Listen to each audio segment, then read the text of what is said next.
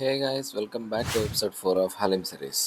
హలీం అంటే ప్రతిసారి మనకి మటన్ కానీ చికెన్ కానీ గుర్తొస్తుంది. ఫర్ ద ఫస్ట్ టైం మన హైదరాబాద్లోని పిస్తా హౌస్లో వెజ్ హలీం అయితే స్టార్ట్ చేశారు. సో ఈరోజు మనం వెజ్ హలీం అయితే ట్రై చేద్దాం వెళ్ళి. ఫస్ట్ ప్రైసింగ్ విషయంకి వస్తే ప్లేట్ వచ్చి 350 rupees, same as mutton haleem లాగే కాస్ట్ కూడా. ఇంకా టేస్ట్ విషయానికి వస్తే అది అంత థిక్గా కూడా లేదు, కొంచెం నీళ్ళగా ఉంది.